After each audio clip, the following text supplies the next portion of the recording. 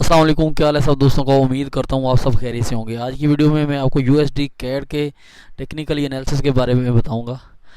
इसको कौन से टाइम फ्रेम में या इसके जो मेजर लेवल्स हैं, एक तो वो, और इसमें अभी कौन से ऐसी प्राइस पर हमें बाय सेल इसको करना चाहिए। तो सबसे पहले कि ये वीडियो कोई इन्वेस्टमेंट एडवाइस नहीं है, ये मैं अपनी टेक्निकली के बारे में आपको बता रहा हूँ। ठीक है। तो टाइम है मेरे पास H4 टाइम फ्रेम है, पेयर है यूएसडी कैड। अच्छा, यूएसडी कैड की बात करें तो ये एक डाउन ट्रेंड चैनल में चल रहा है हमारे साथ H4 टाइम फ्रेम में और H1 टाइम फ्रेम में। दोनों टाइम फ्रेम में ये एक डाउन ट्रेंड चैनल में चल रहा है। ठीक है। इसकी करंट प्राइस की बात करें तो वो है 1.3950 और मौजूदा इसका जो मेजर रेजिस्टेंस है वो है 1.3990 और इसकी जो नीचे सपोर्ट है वो है 1.3468। अच्छा, इसमें हमने इन्वेंट्री किस तरह से लेने हैं, बाय सेल किस तरीके से करने हैं, और ये देखें, ये शॉर्ट टर्म में H4 time frame, sorry H1 time frame की बात कर रहा हूँ मैं। इसमें चलें, ये H4 में बताता हूँ पहले मैं आपको। अच्छा, करंट प्राइस है 1.3950। इसमें क्या होगा कि अगर ये जो जा रही है मार्केट ऊपर की तरफ ट्रेंड लाइन, ठीक है, ये बाय का सिग्नल है, मतलब कि एक बाय में अप ट्रेंड चल रही है। ठीक है। अगर यहाँ से हमें मार्केट ऊपर वाले रेजिस्टेंस को इस तरह से ब्रेक कर जाती है, ऊपर वाले रेजिस्टेंस को उन जो है 1.3990 वाले को ब्रेक करने के बाद हमें यहाँ से बुलिश कैंडल मिलती है, तो हम क्या करेंगे, बाय में टारगेट प्लेस करेंगे। स्टॉप लॉस ये वाला होगा, इसका लो जो होगा उससे 5-7 पिप नीचे, और टारगेट हमारा होगा 1.4688 तक।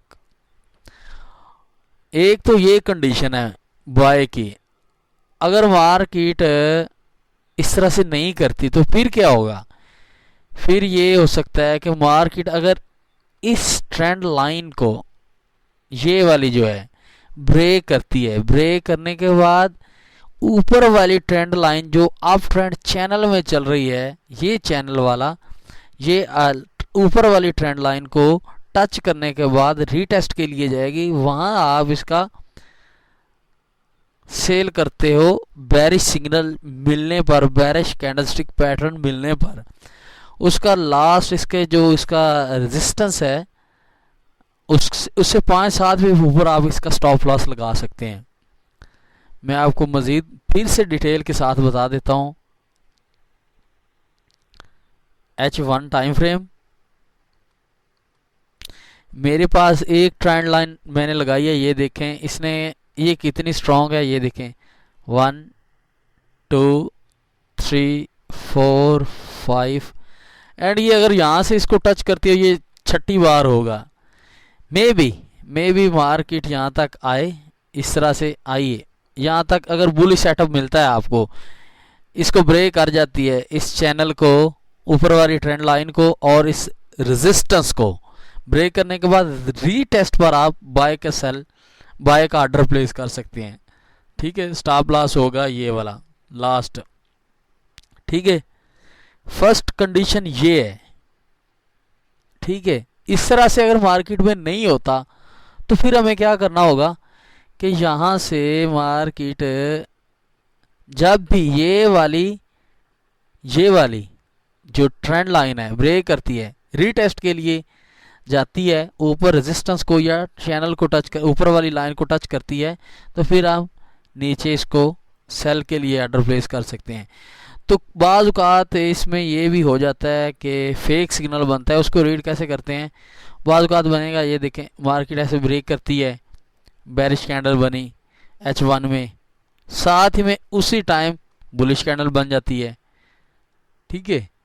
तो इसको चेक करने के लिए थोड़ा सा आपको वेट, इसमें कंफर्मेशन ये होती है कि हाँ भाई बेरिश एक मिली H1 में, तो अगली जब H1 में रेड क्लोज ना हो जाए आप सेल की एंट्री ना करिएगा। ठीक है।